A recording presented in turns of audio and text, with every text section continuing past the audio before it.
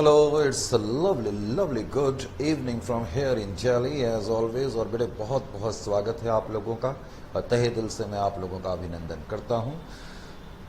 अब जैसा कि शुरुआत से हम कहते चले आ रहे हैं, क्लासेस 3 सेगमेंट्स में जा रही है, तो तमाम स्टूडेंट्स को जो जहां से भी जिस माध्यम से भी हमसे इस वक्त जुड़े हुए हैं, तो उन सब का एक बार फिर से स्वागत है। और लास्ट सेशन में पहली क्लास हमने करी थी और हमने कहा था कि इस सेशन से हम आपके कोर्स की स्टार्टिंग करेंगे। तो बड़े इस सेशन में अब मैं जो टॉपिक लूंगा वो ब्रांच अकाउंट से हमने डिसाइड करा है कि हम स्टार्ट करेंगे। ब्रांच अकाउंट ऐसा टॉपिक है जो कि आपने इससे पहले के लेवल्स पे थोड़ा बहुत पढ़ा हुआ है, इसमें किसी तरीके का कोई डाउट नहीं है।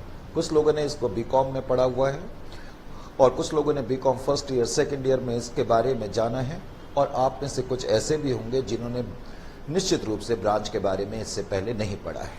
तो घबराने की किसी को किसी भी तरीके की कोई ज़रूरत नहीं है।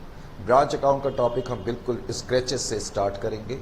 ब्रांचेस क्या होती हैं, हमेशा की तरह हमारी कोशिश रहती है कि हम जानने की कोशिश करेंगे कि अल्टीमेटली जो भी टॉपिक हम करेंगे वो क्या है, क्यों है, किस लिए है, कैसे है, और प्रैक्टिकल लाइफ में अल्टीमेटली उसका क्या एप्लीकेशन होगा। इन तमाम चीज़ों पे चर्चा हम प्रारंभ करते हैं। सारे लोग आ गए हैं। तो ब्रांच अकाउंट्स, तो बड़े अगर मैं आपसे एक बड़ा सिंपल सा क्वेश्चन पूछूं कि ब्रांचेस हम लोग क्यों ओपन करते हैं, ब्रांचेस किस लिए ओपन करी जाती हैं, बड़ा सिंपल सा क्वेश्चन है और आंसर देने में आपको 1 मिनट भी नहीं लगेगा। और कुछ लोगों ने तो स्क्रीन पे अपने आंसर भी मेरे कहने से पहले ही डाल दिए हैं। कुछ बच्चों ने लिखा है स्क्रीन पे, सर क्योंकि हम अपने बिजनेस को बढ़ाना चाहते हैं। कुछ ने लिखा है हम अपने बिजनेस को एक्सप्लोर करना चाहते हैं। कुछ बच्चों ने लिखा है क्योंकि हम अपने सेल्स रेवेन्यू को बढ़ाना चाहते हैं। और बिल्कुल सटीक आंसर है, सिंपल से आंसर है, इसमें किसी तरीके का डाउट नहीं है। अगर हम लोग यहाँ दिल्ली में बैठ करके आपके शहर में अपनी ब्रांच खोल रहे हैं, सैटेलाइट पार्टनरशिप्स चैनल्स खोल रहे हैं, तो हम लोग क्या करना चाहते हैं? हम लोग अपने बिजनेस को बढ़ाना चाहते हैं, हम नई मार्केट्स को टैप करना चाहते हैं, नई मार्केट्स को कैप्चर करना चाहते हैं, अपने सेल्स वॉल्यूम को बढ़ाना चाहते हैं, और कहीं ना कहीं छुपा हुआ इसमें हमारा लक्ष्य ये भी है कि हम अपने प्रॉफिट मार्जिन को बढ़ाना चाहते हैं। ये बड़ी सिंपल सी बात है, इस पर किसी तरीके का कोई डाउट नहीं है। तो बेटे ब्रांचेस क्या होती हैं ये तो अब आपको पता लग गया। अब बेसिकली आप ये बताइए कि ब्रांच अकाउंट की जरूरत क्यों पड़ेगी। बड़ी सिंपल सी चीज है, एक बार फिर से, अगर ब्रांचेस हैं तो ब्रांच अकाउंट की जरूरत पड़ेगी।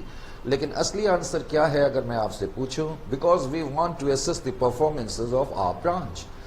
अब हमारी ब्रांचेस हैं तो हमें देखना और परखना तो पड़ेगा कि कौन सी ब्रांच है जो प्रॉफिट में है, कौन सी ब्रांच है जो नुकसान में है, कौन सी ब्रांचेस हैं जहां जो हमारे टारगेट को अचीव नहीं कर पा रही हैं, जहां के हमें रेमेडियल एक्शन लेने की जरूरत है। तो कहने का मतलब है कि ब्रांचेस क्यों ओपन करी जाती हैं और ब्रांच अकाउंट की जरूरत क्यों पड़ती हैं, ये सिंपल जर्नल कॉमन आंसर्स हैं, इजंट कॉमन क्वेश्चन से और इनके कॉमन आंसर्स हैं। तो ब्रांच अकाउंटिंग एंटिटीज के द्वारा इसलिए ओपन करी जाती है कि हम ये देखना चाहते हैं कि ब्रांच की परफॉर्मेंसेस क्या है, क्या ब्रांच फायदे में चल रही है या नुकसान में चल रही है, क्या वो हमारे टारगेट को अचीव कर पा रही है या नहीं कर पा रही है। ब्रांच अकाउंटिंग से हमें ये पता लगेगा, और अगर हमें लगता है कि टारगेट से हम थोड़ा नीचे चल रहे हैं तो हम रेमेडियल एक्शन लेने की कोशिश करेंगे, और अगर हमें लगता है कि ब्रांच बहुत ज़्यादा नुकसान में है तो इससे बेहतर है कि हम उस ब्रांच को बंद कर दें, इजंट इट और नॉट। तो इसलिए ब्रांच अकाउंट की जरूरत पड़ती है। अब बेटे अगला सवाल उभर के सामने ये आता है कि जो ब्रांचेस होती हैं, और ये बड़ा लॉन्ग चैप्टर है, करेक्ट। ब्रांचेस को तुम में से जिन लोगों ने इससे पहले की क्लासेस में पढ़ा है तो उन लोगों को ये मालूम है कि ब्रांचेस को हम ब्रॉडली 2 पार्ट्स में डिवाइड करते हैं। बेटे कौन कौन से टाइप्स होते हैं? एक तो डोमेस्टिक ब्रांचेस होती हैं और दूसरी फॉरेन ब्रांचेस होती हैं, करेक्ट। मैंने कहा कुछ तो डोमेस्टिक ब्रांचेस हैं और कुछ फॉरेन ब्रांचेस होती हैं, इजंट इट। यानी कि हम इस चैप्टर को 2 परिधियों में 2 पैरामीटर्स में बांट देंगे, डोमेस्टिक ब्रांचेस और फॉरेन ब्रांचेस। अब जो डोमेस्टिक ब्रांचेस होती है, नाम से ही पता लग रहा है ये वो ब्रांचेस हैं जिनके एरिया ऑफ ऑपरेशंस किसी देश की डोमेस्टिक टेरिटरी तक सीमित है, इजंट इट और नॉट। अगर मैं आपसे पूछूं what do you mean by domestic branches, you should be in a position to give me a very straight answer that domestic branches are those whose areas of operations are confined. बेटे confined का मतलब होता है सीमित, correct, जिनके area of operation किसी देश की डोमेस्टिक टेरिटरी तक सीमित हैं। उसके अलावा फॉरेन ब्रांचेस होती हैं। फॉरेन ब्रांचेस वो ब्रांचेस हैं जो कि देश के बाहर लोकेटेड हैं, जिनके area of operation domestic territory के बाहर है। Is it clear to you? Suppose हम दिल्ली में हैं और हमारी कोई ब्रांच यूएसए में है, तो ये किस चीज का एग्जाम्पल है? डोमेस्टिक ब्रांचेस का या फॉरेन ब्रांचेस का? Absolutely right. तो बेटा ये फॉरेन ब्रांचेस का एग्जाम्पल है, इजंट इट और नॉट? तो इस चैप्टर को दो पार्ट में हमने डिवाइड करा है। जब मैंने पहली क्लास में चर्चा करी थी आपके सिलेबस के बारे में, तो मैंने ये भी कहा था कि जब हम ब्रांच अकाउंट करेंगे तो ब्रांच अकाउंट के अंदर हमें क्या क्या चीजें करनी है। ना सिर्फ ब्रांच अकाउंट करेंगे, हम फॉरेन ब्रांचेस भी करेंगे और अकाउंटिंग स्टैंडर्ड AS11 को भी हम इसी चैप्टर के साथ करेंगे। करेक्ट? क्योंकि अकाउंटिंग स्टैंडर्ड AS11 जिसका कि ताल्लुक effects of changes in foreign exchange rate से है, तो उसका कहीं ना कहीं ताल्लुक फॉरेन ब्रांचेस से होता है। तो इसलिए बेहतर रहता है कि अकाउंटिंग स्टैंडर्ड AS11 को फॉरेन ब्रांचेस के साथ कर लिया जाए। यहां तक ठीक है बेटे? अब बात चल रही थी डोमेस्टिक ब्रांचेस की और फॉरेन ब्रांचेस की। अब डोमेस्टिक ब्रांचेस के बारे में आपने देखा कि ये वो ब्रांचेस हैं जो कि घरेलू सीमाओं तक सीमित होते हैं, जिनके ऑपरेशंस। अब डोमेस्टिक ब्रांचेस को भी हम दो फर्दर पार्ट्स में कैटेगराइज करते हैं। एक तो होती है बेटे डिपेंडेंट ब्रांचेस और उसके बाद होती है independent branches. Dependent branches and independent branches, जिन लोगों ने नहीं पढ़ा है इससे पहले ब्रांच अकाउंट को, वो और ध्यान से सुने। जितनी भी डोमेस्टिक ब्रांचेस होंगी उनको हम दो पार्ट्स में कैटेगराइज करते हैं। एक तो हम कहेंगे डिपेंडेंट ब्रांचेस और एक हम कहेंगे इंडिपेंडेंट ब्रांचेस। अब बेटे जो डिपेंडेंट ब्रांचेस होती हैं वो कौन सी ब्रांचेस होती हैं? डिपेंडेंट ब्रांचेस वो ब्रांचेस होती हैं, जैसा कि नाम से ही जाहिर हो रहा है, जो कि कंप्लीटली हेड ऑफिस के ऊपर निर्भर है। डिपेंडेंट है, निर्भर है। करेक्ट? कंप्लीटली हेड ऑफिस पर डिपेंडेंट है से भी हमारा क्या मतलब होता है, इसकी चर्चा हम थोड़ी देर के बाद करेंगे। तो डिपेंडेंट ब्रांचेस वो होती हैं जो कंप्लीटली हेड ऑफिस पे डिपेंड करती हैं, और उसके अलावा कुछ ब्रांचेस होती हैं जिनको कि तुम लोग इंडिपेंडेंट ब्रांचेस बोलते हो। और बेटे इंडिपेंडेंट ब्रांचेस नाम से ही जाहिर हो रहा है कि ये वो ब्रांचेस हैं जो कि हेड ऑफिस पे निर्भर नहीं करती। ये आत्म स्वलंबी जिसे हम कहेंगे ब्रांचेस होती हैं। दे आर इंडिपेंडेंट, यानी कि वो स्वावलंबी ब्रांचेस हैं, आत्मनिर्भर हैं। वो निर्भर नहीं करती हैं, वो अपने आप पर ही निर्भर करती हैं। तो एक तो है डिपेंडेंट ब्रांचेस, एक है इंडिपेंडेंट ब्रांचेस। अब डिपेंडेंट ब्रांचेस के अंदर भी बाद में हम देखेंगे कि कई तरीके के अकाउंटिंग सिस्टम्स देखने में आते हैं। जिन लोगों ने इससे पहले ब्रांचेस के बारे में देखा परखा है उनको मालूम होगा, आप लोग बीकॉम लेवल पे कुछ करा करते थे, debtor system, stock and debtor system वगैरह, हालांकि उतना डीपली आपने नहीं करा है। तो इस लेवल पे हम बाद में देखेंगे कि जितनी भी डिपेंडेंट ब्रांचेस होती हैं उनके अंदर तीन तरीके के अकाउंटिंग सिस्टम हमें देखने को मिलेंगे, और उनके बारे में हम बाद में देखेंगे, परखेंगे, ऑफ कोर्स एनालाइज करेंगे और बड़ा इंसाइटफुल एनालिसिस करेंगे। एक तो डेटर सिस्टम होता है, एक स्टॉक एंड डेटर सिस्टम होता है, उसके बाद फिर होलसेल ब्रांच सिस्टम होता है जिसके बारे में आपने पढ़ा हुआ है, लेकिन जितना पढ़ना चाहिए उतना नहीं पढ़ा है। तो इस लेवल पे हम होलसेल ब्रांच सिस्टम को और भी ज्यादा गहराई से ना सिर्फ देखेंगे, जैसे कि मैंने कहा बहुत गहराई से समझने की कोशिश भी करेंगे। करेक्ट? तो तीन तरह के अकाउंटिंग सिस्टम डिपेंडेंट ब्रांचेस में देखने में आएंगे। एक तो डेटर सिस्टम, दूसरा स्टॉक एंड डेटर सिस्टम, और उसके बाद होलसेल ब्रांच सिस्टम। कई लोग होलसेल ब्रांच सिस्टम को ब्रांच फाइनल अकाउंट सिस्टम भी कहते हैं। उसके अलावा जब हम डिपेंडेंट ब्रांचेस को कवर कर लेंगे तो फिर उसके बाद हम इंडिपेंडेंट ब्रांचेस की तरफ जाएंगे। और इंडिपेंडेंट ब्रांचेस में जैसा कि नाम से ही पता लग रहा है, यहाँ ब्रांच को पूरी छूट है। ब्रांच अपने पर निर्भर करती है, हेड ऑफिस पे डिपेंड नहीं करती है। इसका मतलब है कि ब्रांच अपने अकाउंट्स खुद बनाएगी, अपना ट्रायल बैलेंस खुद बनाएगी। फिर हेड ऑफिस अकाउंटिंग ईयर के एंड में ब्रांच को बोलेगा कि आप अपना ट्रायल बैलेंस हमें दे दो, और उसके बाद ट्रायल बैलेंस को फिर हेड ऑफिस के बुक्स में इनकॉर्पोरेट करा जाएगा। ये सब क्या करना है, ये हम जब इंडिपेंडेंट ब्रांचेस पढ़ेंगे तो उसमें इन चीजों के बारे में पढ़ेंगे। और डिपेंडेंट और इंडिपेंडेंट ब्रांचेस को पढ़ने के बाद फिर हम फॉरेन ब्रांचेस की तरफ मूव करेंगे और अल्टीमेटली अकाउंटिंग स्टैंडर्ड AS11 की तरफ हम जाएंगे। तो स्टार्ट करते हैं बेटे ब्रांच अकाउंट के बारे में। तो थोड़ा सा आप मेरे साथ लिखेंगे, ब्रांच अकाउंट का चैप्टर अब हम प्रारंभ कर रहे हैं। Branch accounts, correct? थोड़ा सा मैं स्क्रीन देख लूं। तो कई बार ऐसा होता है कि हमें देखना पड़ता है कि कोई चीज कहीं बाहर तो नहीं आ रही है, नहीं, तो ये इधर की तरफ है। करेक्ट। तो ब्रांच अकाउंट बेटे मैंने स्टार्ट करा ब्रांच अकाउंट से, ब्रांच अकाउंट्स,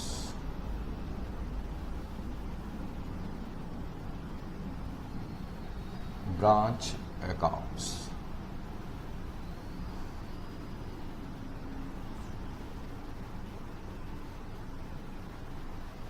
हालांकि ब्रांच अकाउंट्स मैंने लिखा है, लेकिन जैसा कि मैंने आपसे कहा बेटे मैं एक मिनट जरा अपना मोबाइल बंद कर दूं, और मेरी आप लोगों से भी इल्तिजा है, जो लोग यहां पर बैठे हैं वो लोग अपने मोबाइल को बंद रखें। करेक्ट। हाँ जी, तो ब्रांच अकाउंट के बारे में अब मैं अपनी चर्चा को प्रारंभ करता हूं। तो मैंने अभी अभी आपसे ये कहा कि जितनी भी ब्रांचेस होती हैं उनको हम बेसिकली दो पार्ट में डिवाइड कर सकते हैं। जो मैंने अभी आपसे कहा पहले मैं डायग्रामेटिकली वो रिप्रेजेंट कर देता हूं। मैंने कहा जो ब्रांचेस होती हैं उनको हम ब्रॉडली दो पार्ट में डिवाइड कर सकते हैं। Branches can be broadly divided into two types.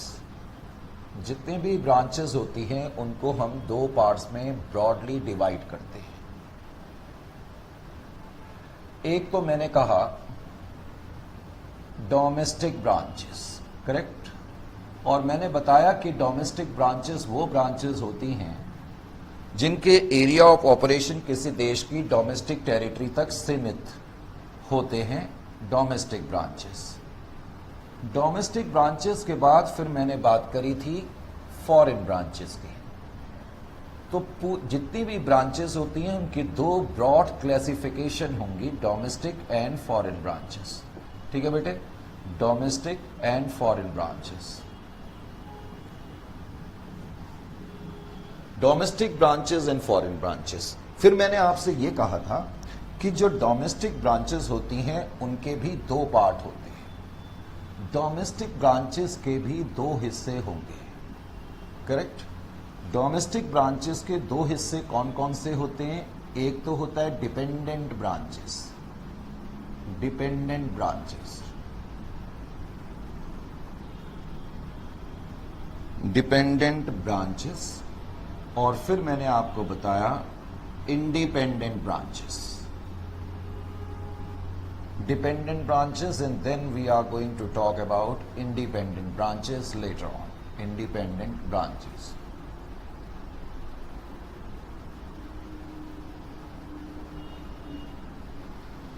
Dependent branches और independent branches.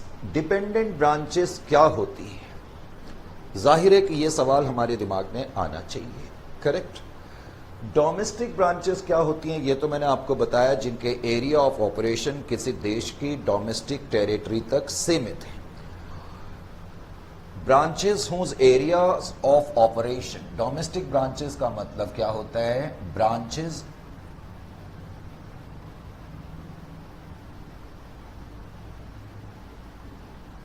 Whose area of operation, area of operations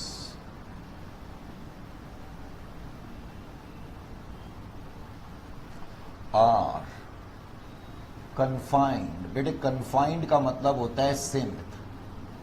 are confined to the domestic territory of the nation। और to the domestic territories इतना ही लिख दो, to the domestic territories, TERRITORIES।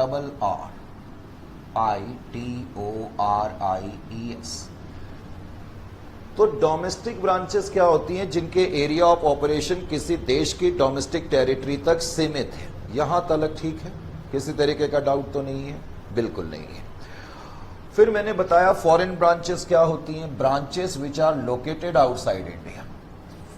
तो foreign branches का मतलब है branches which are located outside India, which are located outside India.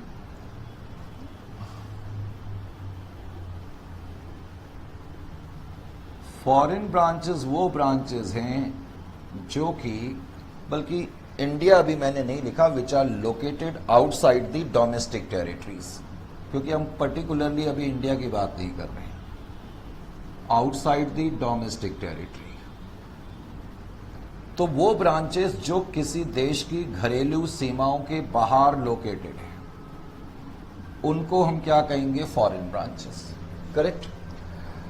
लेकिन पहले हम चैप्टर को एनालाइज करेंगे डोमेस्टिक ब्रांचेस से, बाद में फिर हम फॉरेन ब्रांचेस पर आएंगे, करेक्ट। अब बेटे जो डोमेस्टिक ब्रांचेस होती हैं, जितनी भी डोमेस्टिक ब्रांचेस होती हैं, डोमेस्टिक ब्रांचेस, थोड़ा सा मैं इसलिए रुक रहा हूं, कई बार ये इंटरनेट थोड़ा सा वो नीचे हो रहा है। हाँ, अब थोड़ा सा क्लियर हो गया, आपने देखा होगा थोड़ा सा डलनेस आ गई, इसलिए मेरे को रुकना पड़ा था। तो बेटे डोमेस्टिक ब्रांचेस की बात चल रही है। तो डोमेस्टिक ब्रांचेस मैंने कहा वो ब्रांचेस हैं जिनके एरिया ऑफ ऑपरेशन किसी देश की डोमेस्टिक टेरिटरी तक सीमित है। डोमेस्टिक ब्रांचेस के अंदर डिपेंडेंट ब्रांचेस होती हैं, और डिपेंडेंट ब्रांचेस क्या होती हैं, ध्यान से अब मेरी बात को सुनिए। डिपेंडेंट ब्रांचेस वो ब्रांचेस होती हैं जो कंप्लीटली हेड ऑफिस पे डिपेंड करती हैं, ये बात आपको और हमें सबको मालूम है। लेकिन कंप्लीटली हेड ऑफिस पे डिपेंड करती हैं से क्या मतलब है, ध्यान से सुने, लिखना नहीं है ये चीज। जब मैं लिखने के लिए बोलूं तो तब आपने लिखना है, ये हेड ऑफिस है और ये ब्रांच ऑफिस है। डिपेंडेंट ब्रांचेस का मतलब है ब्रांच को जितने भी गुड्स चाहिए वो हेड ऑफिस भेजेगा, ब्रांच अपनी तरफ से कोई भी गुड्स नहीं खरीदेगी। Are you getting my point और नॉट? मैंने कहा डिपेंडेंट ब्रांचेस, तो डिपेंडेंट ब्रांचेस का मतलब है कि ब्रांच कंप्लीटली हेड ऑफिस पे डिपेंड तो करती है, लेकिन बेटे इसका भी क्या मतलब है? इसका मतलब है कि ब्रांच को जितने भी गुड्स चाहिए वो हेड ऑफिस भेजेगा, ब्रांच अपनी तरफ से किसी भी तरीके के कोई गुड्स नहीं खरीदेगी, नंबर 1। नंबर 2, ब्रांच के संबंध में जितने भी खर्चे होंगे उन खर्चों के लिए कैश हेड ऑफिस भेजेगा, ब्रांच अपनी तरफ से कोई खर्चा नहीं करेगी। जब हम कहते हैं कंप्लीट डिपेंडेंस, तो इसका मतलब मैं समझाने की कोशिश कर रहा हूं। ब्रांच को जितने भी गुड्स चाहिए उसके लिए हेड ऑफिस भेजेगा, ब्रांच को खर्चों के लिए जितना कैश चाहिए वो हेड ऑफिस भेजेगा।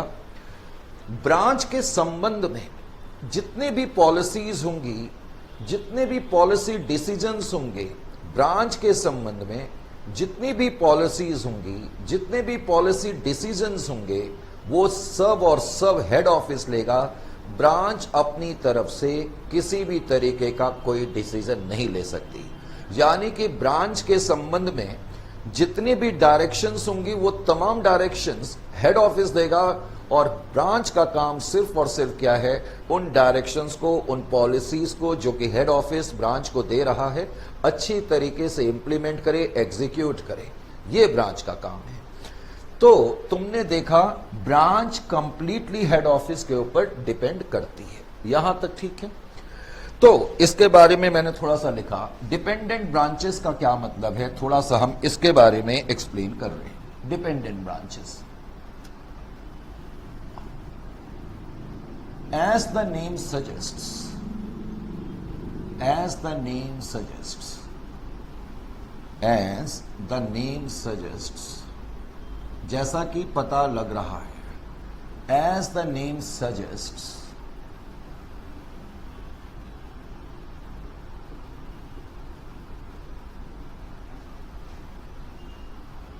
as the name suggests, dependent branches are those, dependent branches are those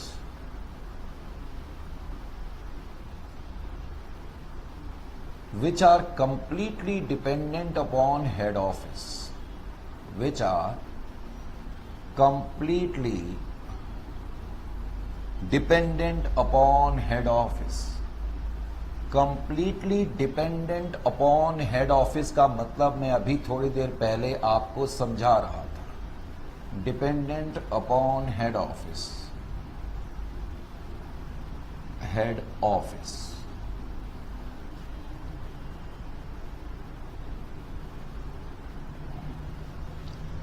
ये लाइन को जरा आपने ध्यान देना है। Completely dependent upon head office, जिसका कि मतलब मैं बताने की कोशिश भी कर रहा था।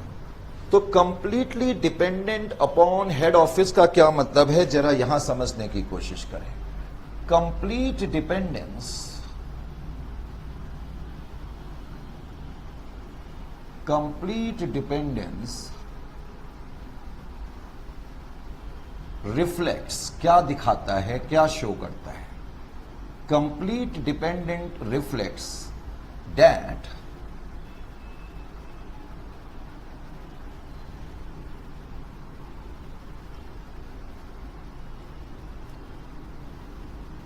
ऑल दी गुड्स रिक्वायरमेंट, जो कि मैं बता रहा था, all the goods requirement, branch को जितने भी गुड्स चाहिए, all the goods requirement,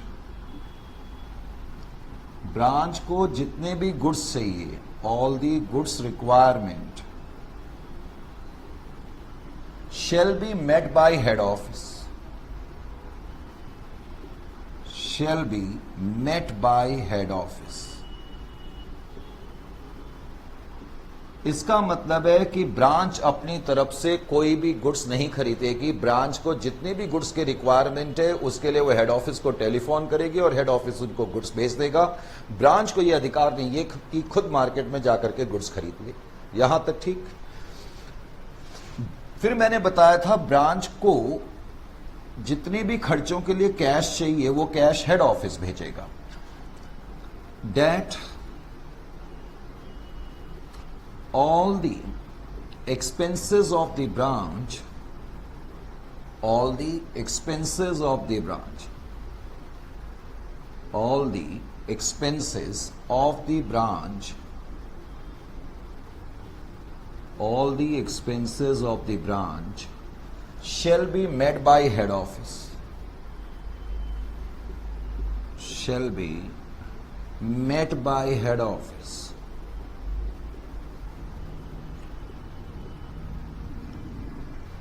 branch के जितने भी खर्चे हैं उन खर्चों को निपटने के लिए कैश हेड ऑफिस भेजेगा। ब्रांच अपनी तरफ से किसी तरीके का कोई खर्चा नहीं करेगी।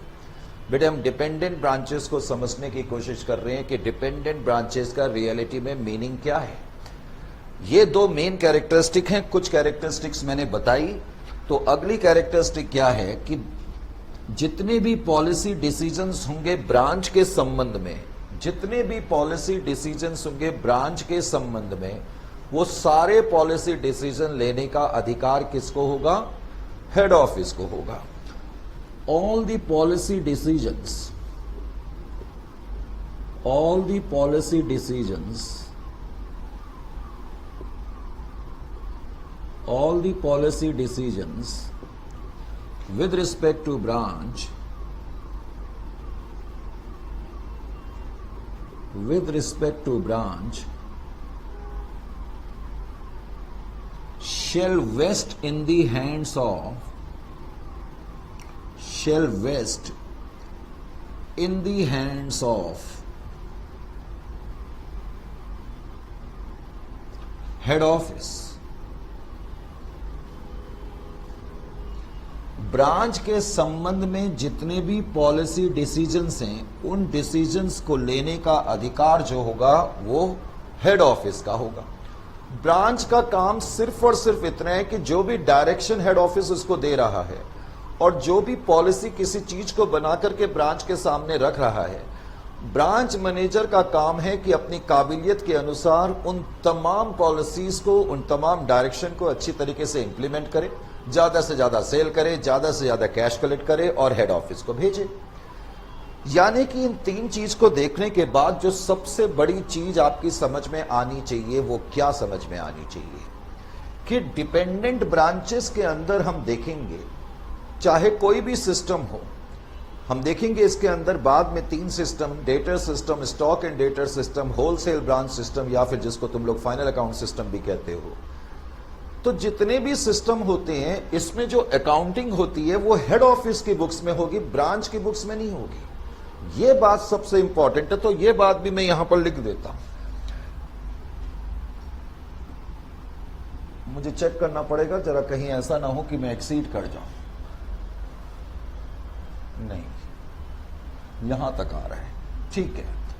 तो मैंने थोड़ा इसको इधर की तरफ लिख दिया। Point number D, point number D में मैंने लिखा entire accounting, entire accounting, entire accounting with respect to branch, WRT, बेटे इसका मतलब है with respect to branch, correct, with respect to branch is done in the books of head office, is done in the books of head office, in the books of head office. जितनी भी accounting होगी वो head office की books में होगी, correct, जितनी भी accounting होगी वो हेड ऑफिस की बुक्स में होगी। यानी कि ब्रांच अपनी तरफ से किसी तरीके के कोई अकाउंट मेंटेन नहीं करती है। डिपेंडेंट ब्रांचेस में जितनी भी अकाउंटिंग होगी वो किसकी बुक्स में होगी, हेड ऑफिस की बुक्स में होगी। तो बेटे पहले तो डिपेंडेंट ब्रांचेस का मीनिंग बिल्कुल क्रिस्टल क्लियर हो जाना चाहिए। अब ये बात क्रिस्टल क्लियर हो गई है, वेरी गुड। अब हम क्या आते हैं, डिपेंडेंट ब्रांचेस के अंदर अकाउंटिंग सिस्टम होते हैं, accounting systems under dependent branches, correct, ये अगला टॉपिक है। तो ये अगला टॉपिक है, मैं तुमने इसके आगे से ही स्टार्ट करना है लेकिन मैंने यहां से स्टार्ट कर दिया, ठीक है। अकाउंटिंग सिस्टम्स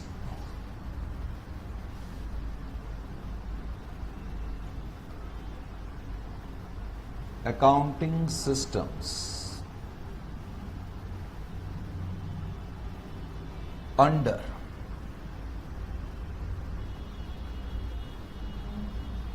डिपेंडेंट ब्रांचेस,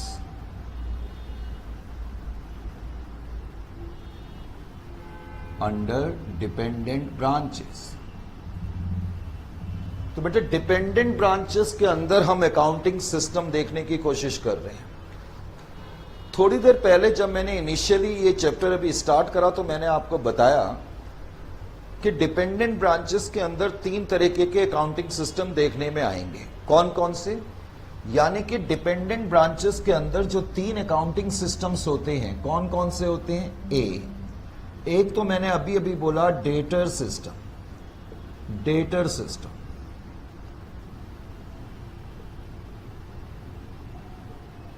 फिर मैंने कहा स्टॉक एंड डेटर सिस्टम। कौन सा सिस्टम बेटे, stock and debtor system, stock and debtor system, stock and debtor system. और फिर मैंने कहा wholesale branch system, wholesale branch system, wholesale branch system.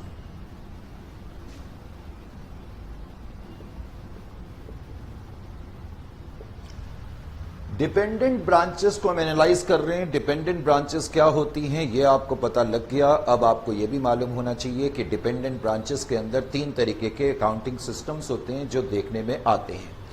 3 तरीके के जो अकाउंटिंग सिस्टम्स होते हैं वो कौन कौन से अकाउंटिंग सिस्टम होते हैं। एक तो डेटर सिस्टम होता है, एक स्टॉक एंड डेटर सिस्टम होता है, और उसके अलावा होलसेल ब्रांच सिस्टम होता है।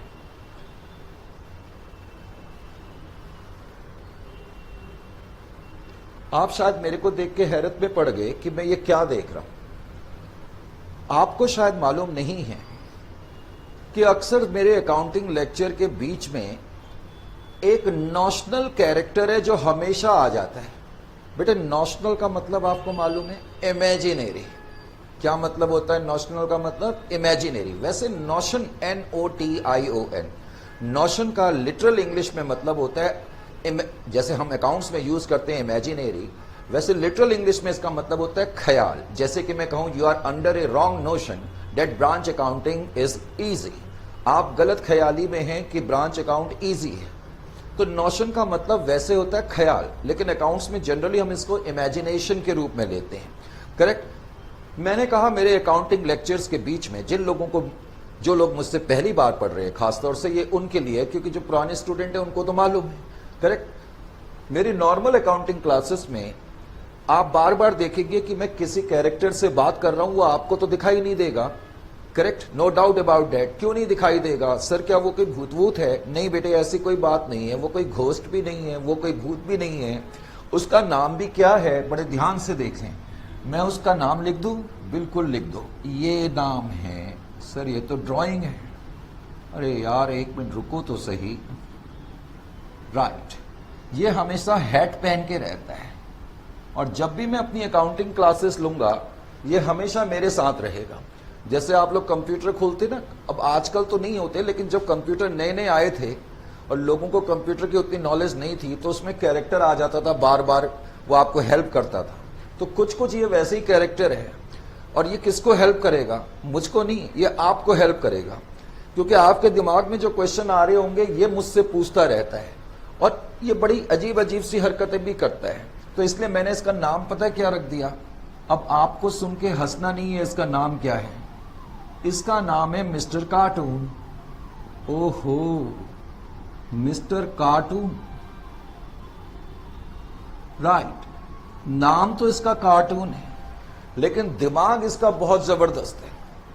सुपरसोनिक इंटेलिजेंट पर्सन है और ये बार बार आपकी अकाउंटिंग लेक्चर्स के बीच में आएगा और जब मैं बात कर रहा हूंगा किसी से तो आपको घबराने की जरूरत नहीं है कि सर किससे बात करने लग गए हैं।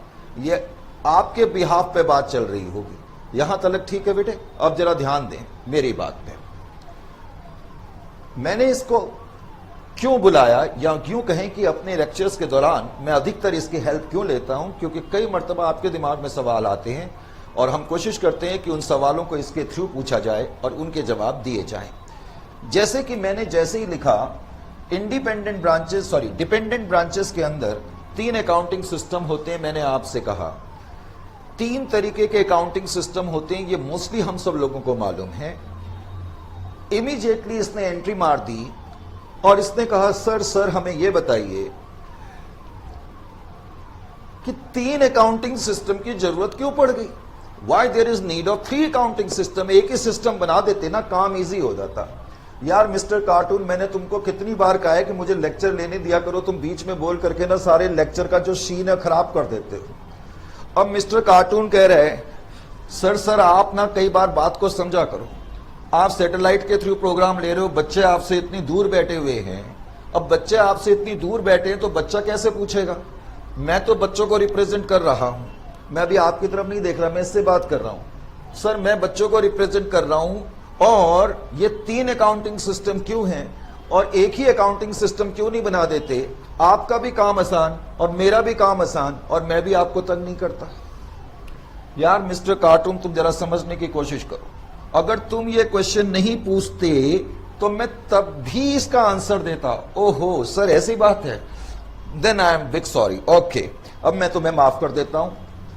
तो मिस्टर कार्टून इस तरह के क्वेश्चंस पूछेगा आपकी तरफ से। अब मिस्टर कार्टून को मैंने आंसर देना शुरू करा। मिस्टर कार्टून, हमें 3 अकाउंटिंग सिस्टम की जरूरत क्यों पड़ती है? इसका आंसर मैं ऐसे देता हूं, आपने कभी सफर करा है रेलवे से? यस सर, हमने सफर करा है। बताओ रेलवेज में कितनी क्लासेस होती हैं? जनरल क्लास भी होती है, बिल्कुल होती है। जनरल क्लासेस के बाद, यार अपना चेहरा हंसते हुए रखते हो, थोड़ा सा तो उसको डाउन कर लो, सीरियस भी रहा करो। नो, चलो कोई बात नहीं। हाँ जी, एक तो जनरल क्लास होती है, एक एक किसी बच्चे ने बताया एसी क्लास होती है, एक ने लिख दिया स्लीपर क्लास होती है, मैं तो भूल ही गया था। खैर, तो 3 क्लासेस होती है। इसी तरह आप बाई चांस अगर कभी फ्लाइट से करेंगे तो आप कभी कभी इकोनॉमी क्लास में करेंगे और कभी कभी एग्जीक्यूटिव क्लास में करेंगे। सर हमारी समझ में बात आ गई, क्या मुझे अब आपको आंसर देने की जरूरत है? तो बेटे जिस तरीके से रेलवेज में 3 क्लासेस होती हैं जब हम सफर करते हैं, तो गवर्नमेंट ने यह प्रोविजन क्यों बनाया? इसलिए बनाया ताकि हर व्यक्ति, हर शख्स अपनी अपनी बजट के अनुसार ट्रेवल कर सके। अगर मेरे में ताकत नहीं है एसी क्लास से चलने की तो मैं किसके थ्रू सफर करूंगा? मैं जनरल क्लास के थ्रू करूंगा, क्वाइट ऑब्वियसली, इजंट इट और नॉट? तो कहने का मतलब यह हुआ कि हर व्यक्ति अपनी सीमितताओं में रह करके, अपने बजट के दायरे में और पैरामीटर्स में रह करके सफर कर सके।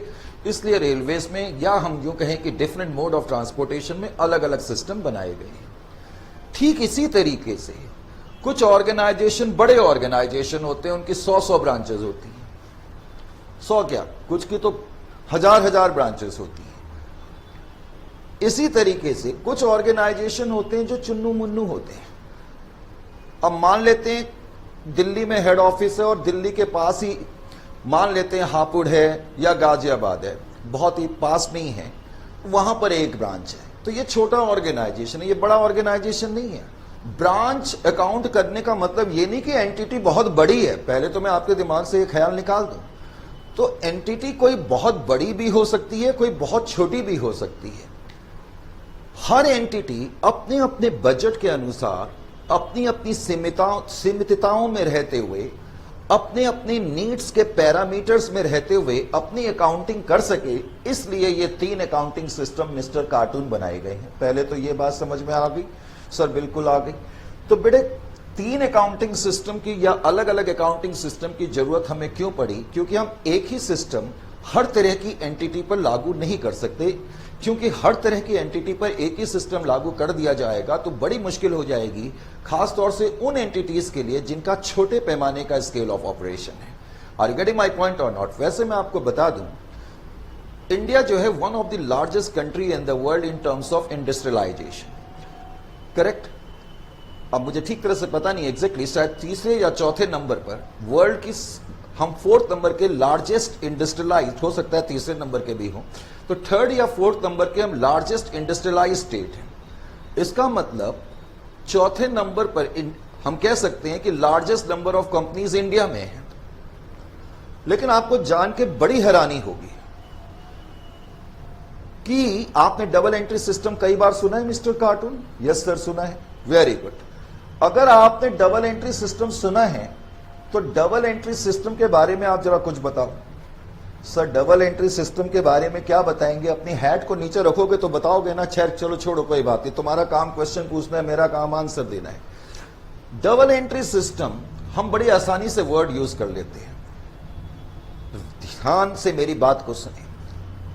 In order to apply complete comprehensive double entry system is not an easy cup of coffee for every entity. मैंने जो कहा उसका आशय यह है कि प्रत्येक एंटिटी के लिए comprehensive full fleshed double entry system को अपनाना इतना आसान नहीं होता। सर क्यों नहीं होता? यार मेरी बात तो पूरी होने दो, तुम बीच बीच में बोल देते हो। इसलिए नहीं होता पूरा बेटा क्योंकि double entry system comprehensive level पे अगर मैं अप्लाई करना चाहूंगा तो बहुत ह्यूज इन्वेस्टमेंट चाहिए। It's a very expensive task, बहुत पैसा चाहिए। हाँ, अब बात समझ में आई? अब बात समझ में आई तो थोड़ा चेहरा ऐसा भी तो बनाओ ना, लगे तो सही कि तुम कुछ सोच रहे हो, हंसते हुए रहते हो हमेशा।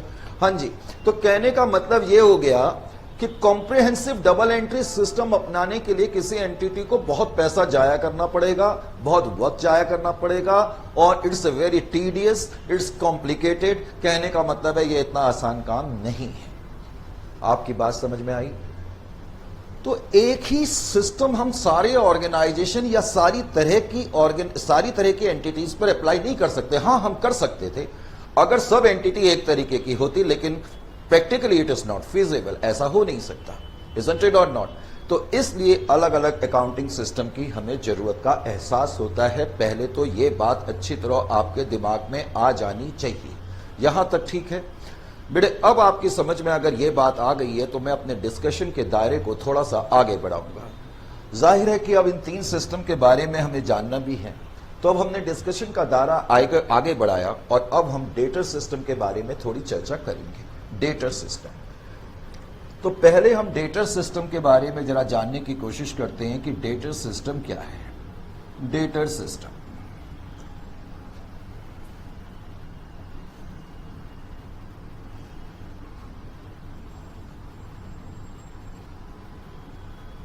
हाँ जी, अब एटलीस्ट आपको इतना तो मुझे बताने की जरूरत नहीं है कि debtor system is part and parcel of dependent branches, क्योंकि हम अभी डिपेंडेंट ब्रांचेस को ही पढ़ रहे हैं। डिपेंडेंट ब्रांचेस में 3 तरीके के अकाउंटिंग सिस्टम देखने में आते हैं। उसमें से एक सिस्टम है डेटर सिस्टम, जो आपने बीकॉम में जिन लोगों ने भी करा है, बहुत बार करा है, और शायद ये सबसे इजी था। लेकिन जिस तरीके से और जिस अदा से इसको पढ़ना चाहिए, अब उसकी दो वजह होती है। हम लोग कह तो देते हैं, लेकिन बीकॉम में उतनी जरूरत भी नहीं होती, इसलिए ज्यादा डीपली पढ़ने की जरूरत भी नहीं पड़ती बच्चों को, तो बच्चे पढ़ते भी नहीं है। सही बात है, क्योंकि हम लोगों का अब नेचर ही ऐसा हो गया, जब तक जरूरत नहीं होगी हम करते ही नहीं है। खैर कोई बात नहीं, लेकिन यहां जरूरत है। अब डेटर सिस्टम के बारे में आपको क्या क्या मालूम होना चाहिए? सबसे पहली चीज तो यह मालूम होना चाहिए कि डेटर सिस्टम डिपेंडेंट ब्रांचेस का एक अकाउंटिंग सिस्टम है, नंबर 1। नंबर 2, डेटर सिस्टम वो ऑर्गेनाइजेशन या वो एंटिटीज अडॉप्ट करती हैं जिनका स्केल ऑफ ऑपरेशन बहुत छोटे पैमाने का है। पहले तो ये बात क्लियर हो जानी चाहिए। Is it clear to you? Debtor system is adopted by organisations having limited scale of operations. पहले तो ये बात समझ में आनी चाहिए। तो बेटे कौन से टाइप के ऑर्गेनाइजेशन है जो इस सिस्टम को अडॉप्ट करते हैं? Sir debtor system, absolutely sir, जो स्मॉल स्केल ऑफ ऑपरेशंस जिनके होते हैं वो लोग इस सिस्टम को अडॉप्ट करते हैं। Right you are. अब इसका मतलब debtor system is adopted by organisation having small scale of operations. Number 2, debtor system के अंदर जितनी भी अकाउंटिंग होगी वो हेड ऑफिस की बुक्स में होगी या ब्रांच की बुक्स में होगी? हेड ऑफिस की बुक्स में, क्योंकि मैं लिख ही चुका हूं कि डिपेंडेंट ब्रांचेस में जितने भी अकाउंटिंग सिस्टम है उसमें अकाउंटिंग हेड ऑफिस की बुक्स में होती है और ब्रांच की बुक्स में अकाउंटिंग नहीं होती। यानी कि ब्रांच से संबंधित जितनी भी अकाउंटिंग होगी वो तमाम की तमाम अकाउंटिंग हेड ऑफिस की बुक्स में होगी। एक तो आपको यह ख्याल करना है। Is it clear to you और नॉट? उसके बाद अब आपको क्या मालूम होना चाहिए? डिपेंडेंट ब्रांचेस के अंदर हेड ऑफिस ब्रांच के संबंध में सिर्फ दो तरह की अकाउंटिंग एस्पेक्ट को अनफोल्ड करता है। क्या? 1, एक तो हेड ऑफिस ब्रांच के संबंध में केवल एक ब्रांच अकाउंट बनाएगा, यह देखने के लिए कि ब्रांच ने कितना नफा या नुकसान इस अकाउंटिंग पीरियड में कमाया। और हेड ऑफिस अपनी बुक्स में ब्रांच अकाउंट के अलावा एक ही और अकाउंट बनाता है जिसको हम लोग कहते हैं डेटर्स अकाउंट। वैसे अगर मैं रियल अकाउंटिंग लैंग्वेज को यूज करूं तो मैं यूं कहूंगा कि तमाम अकाउंटिंग हेड ऑफिस की बुक्स में होगी, नंबर 1। नंबर 2, हेड ऑफिस अपनी बुक्स में ब्रांच के संबंध में एक तो ब्रांच अकाउंट मेंटेन करता है और एक ही लेजर मेंटेन करता है जिसको सेल्स लेजर कहते हैं। दरअसल ये अकाउंटिंग लैंग्वेज है। हेड ऑफिस अपनी बुक्स में ब्रांच से संबंधित ब्रांच अकाउंट बनाता है और एक ही लेजर मेंटेन करता है जिसको हम सेल्स लेजर कहते हैं। और बेटे सेल्स लेजर का मतलब आपको मालूम है? सेल्स लेजर का मतलब क्या होता है? सेल्स लेजर का मतलब होता है, जल्दी से बताओ जरा पहले तो, सेल्स लेजर का मतलब क्या? सेल्स लेजर में हम कैश सेल्स रिकॉर्ड करते हैं? नहीं करते। सेल्स लेजर में हम सिर्फ क्रेडिट सेल्स यानी कि क्रेडिट कस्टमर्स के अकाउंट को मेंटेन करते हैं। यहां तक ठीक है? इसका मतलब जब मैंने कहा कि हम सेल्स लेजर मेंटेन करते हैं तो हम उन कस्टमर्स का अकाउंट मेंटेन करते हैं जिनको हमने क्रेडिट में सामान बेचा हुआ है। तो ये कस्टमर कौन है? ये डेटर्स हैं। इसलिए हम कैजुअली कह देते हैं कि हेड ऑफिस ब्रांच के संबंध में एक तो हेड ऑफिस अकाउंट बनाता है, एक तो ब्रांच अकाउंट बनाता है और उसके अलावा डेटर्स अकाउंट बनाता है। तो डेटर्स अकाउंट का इनडायरेक्टली मतलब है कि हम एक ही सेल्स लेजर मेंटेन करते हैं और सारे क्रेडिट कस्टमर्स के अकाउंट उसमें रिकॉर्ड करते हैं। तो इसलिए हम कह देते हैं कि हेड ऑफिस ब्रांच के संबंध में ब्रांच अकाउंट के अलावा डेटर्स अकाउंट बनाता है और इसीलिए इस सिस्टम का नाम भी डेटर सिस्टम है। ये बात आपकी समझ में आ गई और जैसी ये बात समझ में आई इसका चेहरा भी यूं हो गया, क्योंकि इससे पहले इसको ये बात समझ में नहीं आई थी। समझ में आ गया? तो अब ये बहुत ज्यादा आपने देखा खुश है क्योंकि इसको पता लग गया इस सिस्टम का नाम डेटर सिस्टम क्यों है। हाँ मिस्टर कार्टून, ये बात समझ में आ गई? यस सर, बिल्कुल समझ में आ गई। वेरी गुड, पहली बार तुमने मेरी तारीफ तो करी है, वरना हमेशा ही मेरे को क्या बोलते हैं, डिस्क्रेडिट करते रहते हो। खैर कोई चिंता की बात नहीं है। अब एक मैं बड़ा पॉइंट बेटे आपको बताने जा रहा हूं। बड़ा पॉइंट क्या है जो आपने अपने दिलो जहन से जाने नहीं देना है? बड़ा पॉइंट यह है कि debtor system is an incomplete accounting system. क्यों? क्या मुझे बताने की जरूरत है? मिस्टर कार्टून, क्या मुझे बताने की जरूरत है? नो सर, आपको बताने की जरूरत नहीं है। अरे वेरी गुड, मजा आ गया। मुझे बताने की जरूरत नहीं है? क्यों बताने की जरूरत नहीं है? सर मैं आंसर दे सकता हूं, तो दो ना फटाफट। अब मिस्टर कार्टून कहता है कि debtor system complete accounting system नहीं है। क्यों नहीं है? क्योंकि इस सिस्टम में सर आपने ही तो कहा कि हेड ऑफिस ब्रांच के संबंध में केवल ब्रांच अकाउंट बनाता है और डेटर्स अकाउंट बनाता है, तो इसका मतलब कोई और अकाउंट नहीं बनाए जा रहे हैं, यानी कि कोई नॉमिनल अकाउंट नहीं बन रहे हैं और उसके अलावा कोई रियल अकाउंट नहीं बन रहे हैं। एम आई राइट? राइट। तो मिस्टर कार्टून ने बहुत ही जबरदस्त एनालिसिस करा और मिस्टर कार्टून ने मेरी बात को प्रूव और सप्लीमेंट दोनों कर दिया कि हेड ऑफिस अपनी बुक्स में सिर्फ ब्रांच अकाउंट और एक ही सेल्स लेजर बनाता है, तो इसका मतलब इसके अलावा कोई दूसरे टाइप के अकाउंट्स नहीं बनाए जाते हैं। तो ऑब्वियसली हम कह सकते हैं कि डेटर सिस्टम जो है एक फुल फ्लेड्स डबल एंट्री सिस्टम नहीं है। ये बात आपकी समझ में आ गई बेटे? तो मैंने कहा कि हमें चीजों को बहुत इंसाइटफुल तरीके से देखना है और डीपली देखना है। जो जो मैंने बातें अभी बोली उसको आप फटाफट लिखें। Debtor system is adopted by, debtor system is adopted by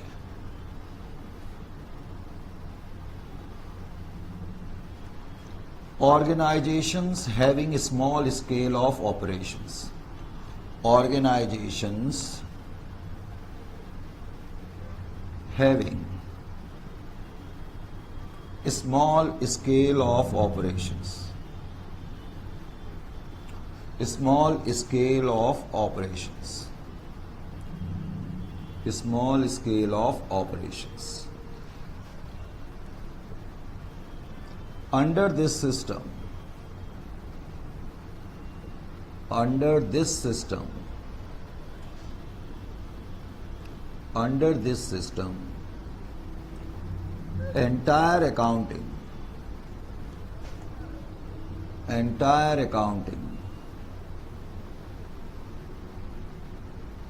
is done in the books of, is done in the books of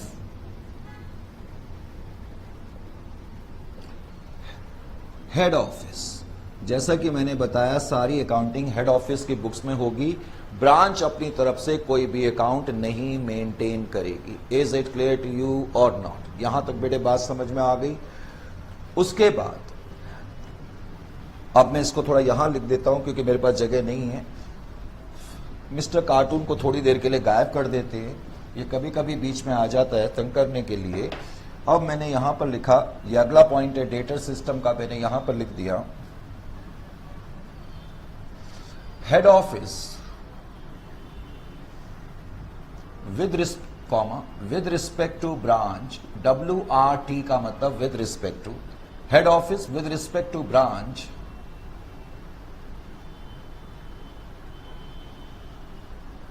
maintains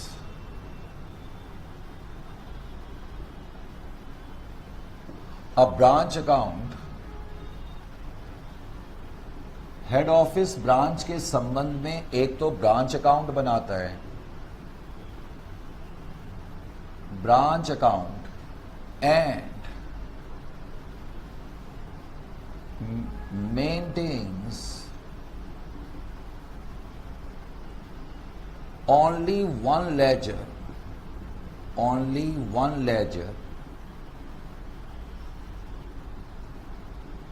एक ही लेजर मेंटेन करता है जिसको हम बोलते हैं sales ledger, that is sales ledger. और मैंने अभी अभी आपको बताया सेल्स लेजर का मतलब क्या होता है।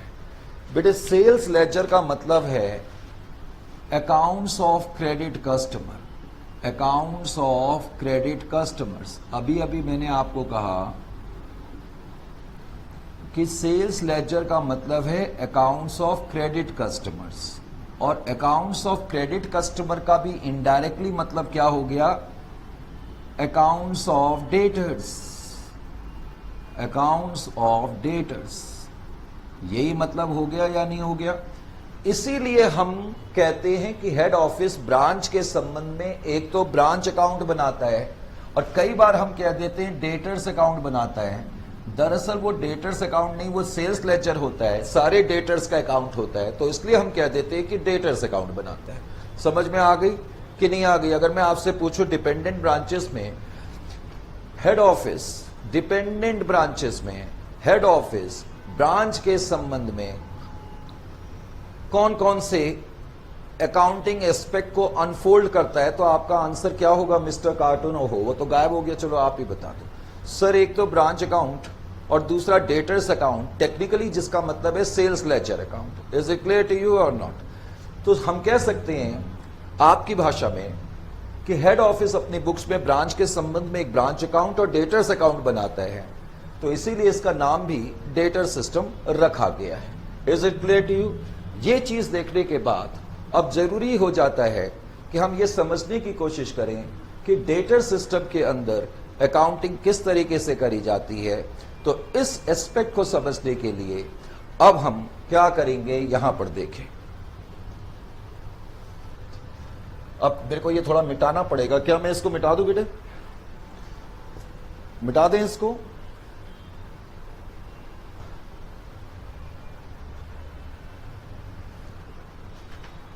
हाँ जी सर मिटा दो। चलो आपने कहा मिटा दो, तो अब मुझे मिटाना पड़ेगा, तो मैं इसको अब मिटा देता हूं। ठीक है, इसकी तो अब जरूरत नहीं है। लाइए, बच्चे कहते हैं सर इसको अब मिटा दो फटाफट। चलो जी, हमने इन सबको मिटा दिया। अब हम अगला टॉपिक क्या देख रहे हैं? अगला टॉपिक हम देख रहे हैं accounting systems. Correct, accounting systems. Under accounting system में भी डेटर सिस्टम तो हम कर ही रहे हैं, सॉरी। अब डेटर सिस्टम के अंदर हम देख रहे हैं अकाउंटिंग कैसे करी जाएगी। मैं देख लूं स्क्रीन पर आ रहा है, आ रहा है। Accounting under debtor system, accounting under debtor system, accounting under debtor system. Debtor system के अंदर अकाउंटिंग किस तरीके से करी जाएगी?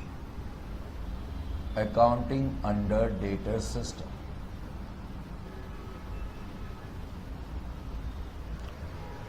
डेटर सिस्टम क्या होता है, डेटर सिस्टम की क्या कैरेक्टरिस्टिक्स हैं, ये जानने के बाद अब हम ये देखने की कोशिश करेंगे कि एक ब्रांच जो कि डेटर सिस्टम पे अपनी अकाउंटिंग करती है, किस तरीके से वो अपनी अकाउंटिंग करेगी। करेक्ट। अब हमारी कहानी का अगला पहलू ये है, तो इसको समझने के लिए आप बेटे यहां पर फटाफट ध्यान दें। मैंने क्या करा, इसको समझने के लिए अब आपने लिखना नहीं है, आपने चीज को सिर्फ समझना है। करेक्ट। मैंने क्या करा, एक ब्रांच अकाउंट बनाया in the books of head office. क्या बनाया? Branch account in the books of head office. पहले तो मैंने लिखा in the books of head office. In the books of head office में हमने बनाया ब्रांच अकाउंट। डेटर सिस्टम में जितनी भी अकाउंटिंग होती है हेड ऑफिस की बुक्स में होती है, यह आपको मुझसे बेहतर मालूम है। करेक्ट। अब हेड ऑफिस अपनी बुक्स में किस तरीके से अकाउंटिंग करेगा डेटर सिस्टम के तहत, यह बताया जा रहा है। तो हेड ऑफिस अपनी बुक्स में, जैसा कि मैंने कहा, एक तो ब्रांच अकाउंट बनाएगा। क्या बनाएगा? Branch account.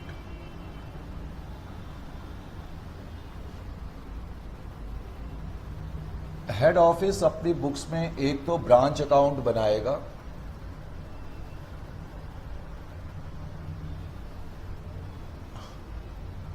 करेक्ट। और उसके अलावा हेड ऑफिस अपनी बुक्स में ब्रांच के संबंध में एक ही लेजर मेंटेन करता है, जिसको हम सेल्स लेजर भी कह सकते हैं सिंप्लिसिटी के लिए, या जिसको तुम लोग आदी हो बोलने के ब्रांच डेटर्स अकाउंट। तो मैं ये नहीं कहूंगा कि आपको ये लिखना है, आप ब्रांच डेटर्स लिख सकते हैं।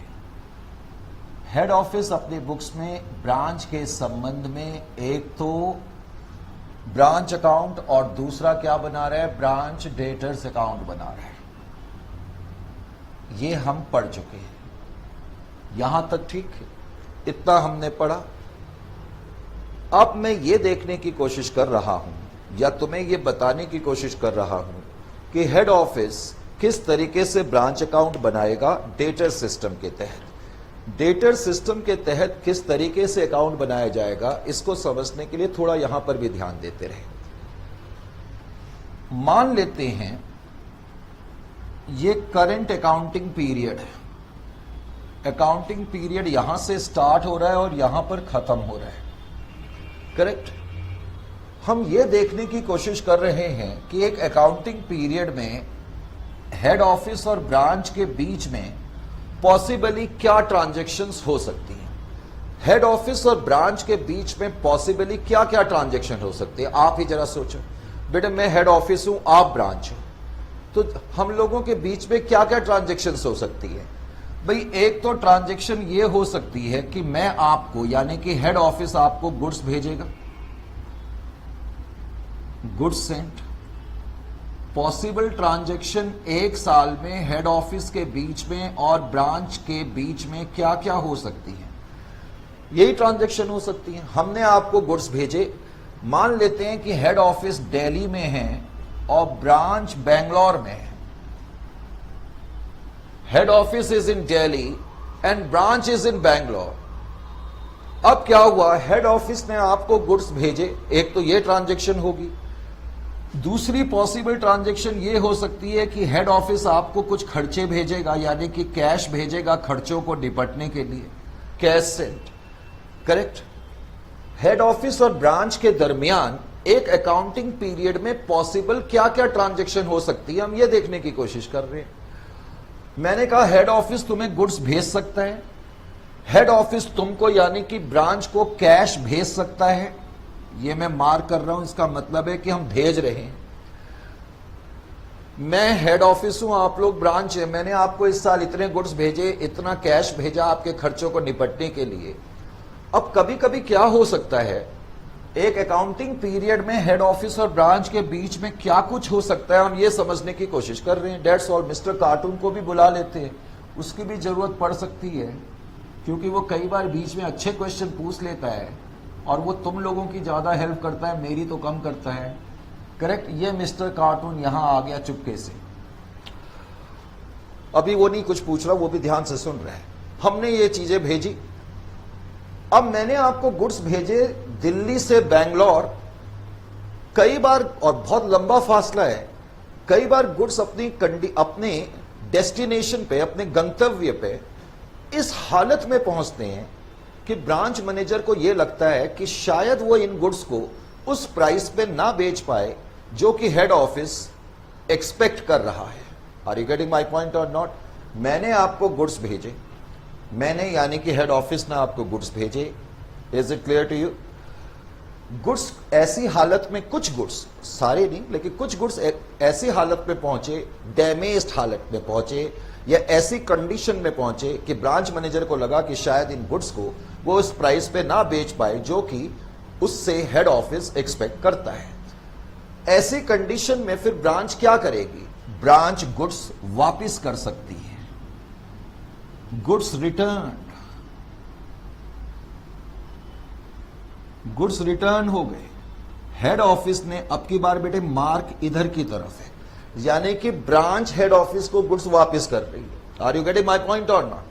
कुछ गुड्स ब्रांच ने हेड ऑफिस को वापस कर दिए। Is it clear to you. अब ब्रांच ने और क्या करा, ब्रांच ने इस साल कुछ कैश सेल्स करी, कुछ गुड्स कैश में बेचे। मान लेते हैं 5 लाख रुपए के गुड्स कैश में बेचे और कुछ गुड्स क्रेडिट में बेचे। कैश सेल्स और क्रेडिट सेल्स, क्रेडिट सेल्स भी 5 लाख की। भाई ब्रांच का काम क्या है, जो गुड्स हेड ऑफिस ब्रांच को भेज रहा है तो उसको आप बेचेंगे ना। कुछ आपने कैश में गुड्स बेच दिए और कुछ गुड्स आपने क्रेडिट में बेच दिए। ध्यान से सुने, बिकॉज आपने कुछ गुड्स कैश में बेच दिए तो जो गुड्स आपने कैश में भेजे उसका पैसा तो आपको उसी वक्त मिल जाएगा, करेक्ट। और मैं मान लेता हूं कि जो गुड्स आपने क्रेडिट में बेचे, इस अकाउंटिंग पीरियड तक, यानी कि इस अकाउंटिंग पीरियड के खत्म होने तक 5 लाख रुपए के गुड्स में से केवल 4 लाख रुपए का कैश कलेक्ट हुआ। ये तो हमारा सेल है और ये जो अमाउंट है ये कैश कलेक्टेड है। इसका मतलब इस साल के अंत में जो गुड्स हमने क्रेडिट में बेचे थे यानी कि डेटर्स, तो हम कह सकते हैं डेटर से 4 लाख रुपए तो मिल गए लेकिन 1 लाख रुपए नहीं मिले इस अकाउंटिंग ईयर के एंड तक। तो एक साल में या एक अकाउंटिंग पीरियड में हेड ऑफिस और ब्रांच ऑफिस के बीच में पॉसिबली ये ट्रांजैक्शंस हो सकती है। बड़ी सिंपल सी बात है, ये छोटा ऑर्गेनाइजेशन है, वैसे भी ये ट्रांजैक्शन है, वेरी सिंपल। अब हमने करना क्या है, हम कौन है, हेड ऑफिस है, इस बात को भूलना नहीं है। आप लोग हेड ऑफिस हैं, आप अकाउंटिंग करेंगे, लेकिन ध्यान यह रखना है कि जब आप अकाउंटिंग करेंगे, आप हेड ऑफिस की बुक्स में अकाउंटिंग कर रहे हैं, लेकिन आप ब्रांच के नजरिए से अकाउंटिंग करेंगे, ये इंपॉर्टेंट चीज है। मैंने आपको गुड्स भेजे तो हेड ऑफिस अपनी बुक्स में ब्रांच अकाउंट की डेबिट साइड में पता है क्या लिखेगा, डेबिट साइड में लिखेगा to goods send to branch account. मैंने अभी शॉर्ट में लिख दिया बेटा, अभी मैं बाद में इसको लॉन्ग फॉर्म में लिख दूंगा। GSTB का मतलब है goods send to branch account. तो मैंने गुड्स भेजे तो मैंने यहां पर लिख दिया to goods send to branch account. जितने रुपए के भी मैंने गुड्स भेजे वो मैं यहां पर लिख दूंगा। Is it clear to you और नॉट? मेरे को बताओ, जब हेड ऑफिस ने ब्रांच को भेजे तो एंट्री क्या हो गई, branch account debit to goods send to branch account, branch account debit to goods send to branch account. Branch account को पर्सनल अकाउंट के रूप में ट्रीट करा जा रहा है, debit the receiver, branch account debit to goods send to branch account, goods send to branch account को real account के रूप में ट्रीट करा जा रहा है। खैर, हम अकाउंटिंग के फेर में नहीं जाना चाहते, मैं बड़ा सिंपल सा रूल बता देता हूं। हेड ऑफिस की बुक्स में जब आप अकाउंटिंग करेंगे तो आपको सिर्फ यह देखना है कि हेड ऑफिस किसी भी चीज से अलग होगा तो उसको आपने डेबिट में लिखना है, और हेड ऑफिस किसी भी चीज को रिसीव करेगा तो उसको आपने क्रेडिट में लिखना है। जैसे कि हेड ऑफिस ने जब ब्रांच को कैश भेजा, हेड ऑफिस ने जब ब्रांच को कैश भेजा, तो बेटे मुझे जल्दी से यह बताओ, क्या हेड ऑफिस कैश से अलग हो रहा है या नहीं हो रहा? बिल्कुल हो रहा है। तो हेड ऑफिस किसी भी चीज से अलग होगा तो उसको मैं यहां पर डेबिट साइड में लिखूंगा टू कैश। अब मैंने लिखा to cash. Head office branch के संबंध में जितने भी खर्चे होंगे उनके लिए कैश हेड ऑफिस भेजता है। एंट्री हो गई branch account debit to cash account. Is it clear to you? चाहे ब्रांच की सैलरी का खर्चा है, वेजेस का खर्चा है, ब्रांच के रेंट का खर्चा है, एडवर्टाइजमेंट का खर्चा है, इंश्योरेंस का खर्चा है, ब्रांच के संबंध में जितने भी खर्चे होंगे उसके लिए cash will be delivered by head office. Don't let it skip out of your memory. आपको ये चीज भूलनी नहीं है मिस्टर काटो, कोई प्रॉब्लम तो नहीं है? नहीं है अभी तक तो। अब गुड्स रिटर्न, क्या आपकी बार हेड ऑफिस किसी चीज से अलग हो रहा है या हेड ऑफिस को कुछ चीज मिल रही है? अब की बार हेड ऑफिस को कुछ चीज मिल रही है। हेड ऑफिस ने जो गुड्स ब्रांच को भेजे, ब्रांच ने उसमें से कुछ गुड्स हेड ऑफिस को वापस कर दिए। तो जब ब्रांच कोई गुड्स हेड ऑफिस को वापस करेगी तो अब की बार हेड ऑफिस रिसीव कर रहा है, और अभी अभी मैंने कहा कि जब हेड ऑफिस रिसीव करेगा तो उसकी क्रेडिट साइड में हम लिखेंगे goods send to branch account. बेटे अकाउंट का title goods send to branch ही होगा, यह भूलना नहीं है। हालांकि ब्रैकेट में आप रिटर्न्स लिख सकते हैं, इसका डायरेक्टली आप गुड्स रिटर्न नहीं लिखेंगे। अकाउंट्स का title goods send to branch होगा क्योंकि आपकी एंट्री रिवर्स हो जाएगी। अब एंट्री हो गई goods send to branch account debit, क्योंकि गुड्स हमारे पास वापस आ रहे हैं टू ब्रांच अकाउंट और ब्रांच हमें गुड्स भेज रही है। तो आपकी एंट्री हो गई goods send to branch account debit to branch account. Is it clear to you? तो अब मैं क्या करूंगा, यानी कि जब ब्रांच हमें गुड्स वापस करेगी तो मैं ब्रांच अकाउंट की क्रेडिट साइड में उसको लिखूंगा। Is it clear? सिंपल सा रूल है। जब भी हेड ऑफिस किसी चीज से अलग होगा हम डेबिट में लिखेंगे, कोई भी चीज हेड ऑफिस रिसीव करेगा तो हम क्रेडिट में लिख देंगे। अब बेटे हम एक टर्म यूज करेंगे जिसको हम बोलते हैं रेमिटेंसेस। क्या बोलते हैं? रेमिटेंसेस। रेमिटेंसेस ब्रांच अकाउंट की क्रेडिट साइड में लिखी जाती हैं। क्यों लिखी जाती हैं और रेमिटेंसेस का मतलब क्या होता है ये मैं अपने आप अभी बताऊंगा। रेमिटेंसेस, तो रेमिटेंसेस, पहले तो आपको यह मालूम होना चाहिए कि रेमिटेंसेस का मतलब क्या है। ध्यान से सुने, रेमिटेंसेस का मतलब है कि ब्रांच मैनेजर ने इस अकाउंटिंग पीरियड में जितना भी कैश कलेक्ट करा और कलेक्ट करने के बाद जो हेड ऑफिस को भेज दिया उसको रेमिटेंसेस बोलेंगे। रेमिटेंसेस का क्या मतलब है कि ब्रांच मैनेजर ने जितना भी कैश कलेक्ट करके हेड ऑफिस को भेजा, इसका मतलब है कि हेड ऑफिस अब की बार कुछ रिसीव कर रहे हैं। मैंने अभी अभी कहा कि हेड ऑफिस कोई भी चीज रिसीव करेगा तो we are going to put it on the credit side. तो अब पॉइंट यह है कि रेमिटेंसेस के अंदर क्या क्या चीज आ सकती है। बेटे रेमिटेंसेस के अंदर बेसिकली दो चीजें आएंगी। अभी इनिशियल स्टेज में मैं इतना बोलूंगा और बाद में हम इसको और एलोबरेटिव एंगल से देखेंगे। रेमिटेंसेस के अंदर बेसिकली दो चीजें आती हैं। एक तो हम बोलते हैं कैश सेल्स, क्योंकि ब्रांच मैनेजर जो कैश कलेक्ट करता है वो दो चीजों से करता है। एक तो कैश सेल से, और हम लिखेंगे कैश फ्रॉम डेटर्स या cash collected from debtors. Cash collected from debtors, cash collected from debtors, ये शॉर्ट फॉर्म में डीआरएस लिखा है। हेड ऑफिस ने जितना भी कैश कलेक्ट करा कैश सेल से और डेटर से, मैंने ये नहीं कहा कैश सेल और क्रेडिट सेल, मैंने कहा remittance is combination of cash sales and credit sales, cash sales and cash collected from debtors, sorry. तो cash sales and cash collected from debtors will constitute remittances. इन दोनों को मिलाकर के हम रेमिटेंसेस बोलते हैं, और रेमिटेंसेस का मतलब है कैश कलेक्ट करके हेड ऑफिस को भेजना। Is it clear to you? Branch manager generally दो सोर्सेस से कैश कलेक्ट करता है, एक तो कैश सेल से और डेटर से। इस केस में जो मैंने यहां पर लिखा, बताओ रेमिटेंसेस का अमाउंट कितना होगा, 10 लाख या 9 lakh? 9 lakh. That is cash sales plus cash collected from debtors which is 4 lakh. तो total amount will be 9 lakh. Is it clear to you और नॉट? तो पॉसिबली ये ट्रांजैक्शंस हो सकती हैं हेड ऑफिस और ब्रांच के बीच में। अब जरा ध्यान दें, अब ऐसी भी पॉसिबिलिटी है कि इस अकाउंटिंग ईयर के एंड में बैलेंस कैरी डाउन, इस अकाउंटिंग ईयर के एंड में ब्रांच के पास कुछ बैलेंस बच जाए। जैसे कि मैं अभी बता रहा था, हमने 5 लाख के गुड्स क्रेडिट में बेचे। मैंने आपको यही बताया था कि हमने 5 लाख के गुड्स क्रेडिट में बेचे और उसमें से 4 लाख रुपए तो हमें मिल गए और 1 लाख के डेटर्स बच गए। यही तो मैंने आपसे कहा। तो इसका मतलब ऐसी पॉसिबिलिटी है कि अकाउंटिंग ईयर के एंड में कुछ बैलेंसेस बच सकते हैं।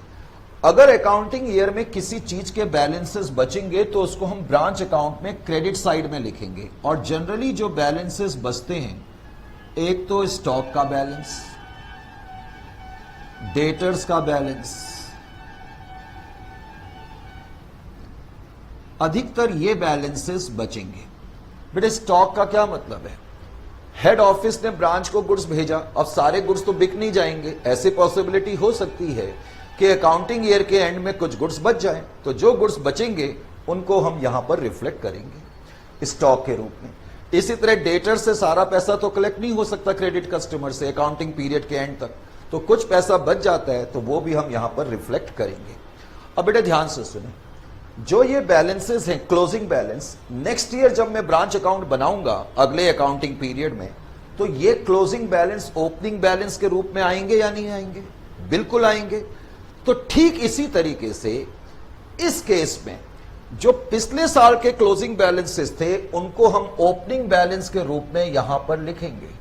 तो ओपनिंग बैलेंसेस के रूप में अगर कोई बैलेंसेस हैं, जैसे कि स्टॉक का, पिछले साल का बचा हुआ स्टॉक जो है वो करंट अकाउंटिंग पीरियड का ओपनिंग बैलेंस हो जाएगा। इसी तरह से डेटर्स, समझ में आया कि नहीं आया? Is it clear to you और नॉट? पक्का बात समझ में आ गई? उसके अलावा मैंने कहा कि हेड ऑफिस अपनी बुक्स में एक तो ब्रांच अकाउंट बनाता है और एक ब्रांच डेटर्स अकाउंट भी बनाता है, करेक्ट? बेटे ब्रांच डेटर्स क्या हैं? एसेट है। किसी भी एसेट का ओपनिंग बैलेंस कहां से स्टार्ट होता है? डेबिट साइड से स्टार्ट होता है। किसी भी एसेट का ओपनिंग बैलेंस डेबिट साइड से स्टार्ट होता है। कोई भी चीज जब एसेट को बढ़ाती है तो हम उसको डेबिट करते हैं, और कोई भी चीज एसेट को कम करती है तो हम उसे क्रेडिट करते हैं। बेटे मुझे ध्यान से बताओ, अगर ब्रांच कुछ गुड्स क्रेडिट में बेचेगी तो क्या डेटर्स बढ़ेंगे या कम होंगे? सर डेटर्स बढ़ जाएंगे। Very good. डेटर्स बढ़ते हैं क्रेडिट सेल्स की वजह से। यही वजह है कि क्रेडिट सेल्स हम डेटर्स अकाउंट की डेबिट साइड में लिखते हैं। बेटा ये क्रेडिट लिखा है मैंने। आपने ध्यान दिया कि मैंने क्रेडिट सेल्स ब्रांच अकाउंट में नहीं लिखा है। ब्रांच अकाउंट में हमने कैश कलेक्टेड फ्रॉम डेटर्स लिखा है, क्रेडिट सेल्स नहीं लिखा है। एक तो ये अभी ध्यान रखना है। डेटर्स से जब हमें कैश मिलेगा तो डेटर्स का बैलेंस कम हो जाएगा, इसमें कोई डाउट नहीं।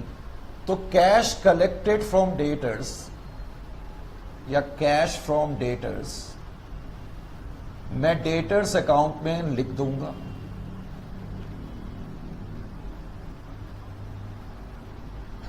इसी तरह से अगर हम डेटर्स को कुछ डिस्काउंट दे दें तो डेटर्स कम हो जाते हैं। कुछ डेटर बदमाशी कर देते हैं, बैड डेट्स, वो पैसा ही नहीं देते, तो डेटर्स का बैलेंस बैड डेट से भी कम होगा और फिर क्लोजिंग बैलेंस बच जाएगा। इस तरीके से डेटर्स अकाउंट भी बनाया जाता है। Is it clear to you? आपने बीकॉम लेवल में पढ़ा हुआ है कि इस तरीके से डेटर सिस्टम में हेड ऑफिस अपनी बुक्स में ब्रांच अकाउंटिंग करता है। जनरली आप लोग क्या करते हैं या आपको क्या बताया जाता है कि भाई ये फॉर्मेट है ब्रांच अकाउंट का, अब आप इसको बैलेंस कर लो और अपना नेट प्रॉफिट कंप्यूट कर लो। अधिकतर हम इतना जानते हैं कि ब्रांच अकाउंट को हम बैलेंस कर देंगे और क्रेडिट साइड बड़ी होगी तो ये प्रॉफिट निकल आएगा, दैट्स ऑल। और तो हमें कुछ पता नहीं है। हमें यह भी मालूम है कि भाई यहां पर हम डेटर्स अकाउंट भी बनाते हैं, बस इससे ज्यादा हमें मालूम नहीं होता और हमें क्वेश्चन सॉल्व करने आते हैं, दैट्स ऑल। लेकिन अब आपने बहुत ध्यान से पढ़ना है जो मैं अब बात बता रहा हूं, क्योंकि यहां पर कहानी खत्म होती है बीकॉम की और अब कहानी स्टार्ट होती है आईपीसीसी की या प्रोफेशनल लेवल के कोर्स की। अब ध्यान दें, अब मिस्टर कार्टून भी मेरे सामने आ गया है। मिस्टर कार्टून ने पहला क्वेश्चन पता है क्या करा? ध्यान से सुनिए। कहता है सर एक बात बताओ। मैंने कहा बताओ जी, एक ही बात बताओ। कहता है सर आपने ना ये आइटम डिस्काउंट, बैड डेट्स और क्रेडिट सेल्स, ये 3 आइटम आपने डेटर्स अकाउंट में लिखे हैं लेकिन आपने ब्रांच अकाउंट में क्यों नहीं लिखे हैं? ये क्वेश्चन कार्टून ने पूछ लिया। और कई बारी ये क्वेश्चन आप भी पूछते थे बीकॉम में अपने आप से, लेकिन आपको प्रॉपर रीजनिंग नहीं मिल पाती थी। तो ध्यान से अब मेरी बात को सुने, बहुत ध्यान से मेरी बात को इसलिए सुनना है क्योंकि आपकी बहुत सी चीजों को मैंने क्लियर करना है। पहले तो एक बात आपने अपने दिमाग से जाने नहीं देनी है। पूरी ब्रांच अकाउंटिंग के अंदर 3 पार्टी इन्वॉल्व होती है। कौन कौन सी पार्टी इन्वॉल्व होती है?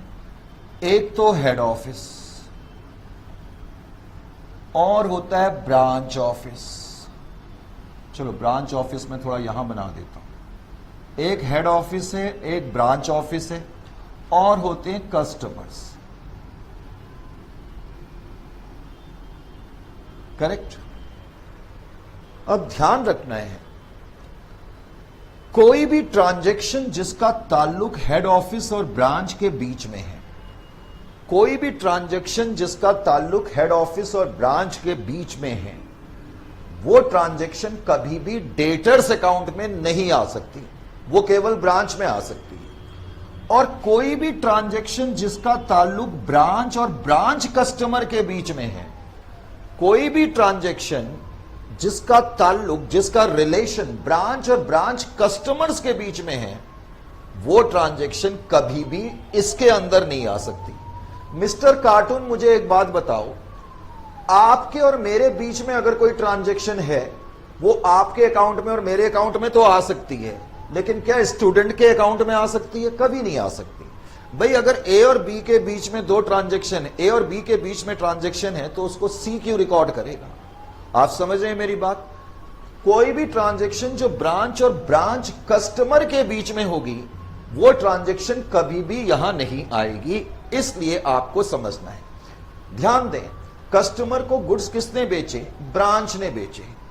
वैसे तो मैंने आपसे कहा कि सारे पॉलिसी डिसीजन हेड ऑफिस के हाथ में होते हैं, लेकिन इसमें एक राइडर है।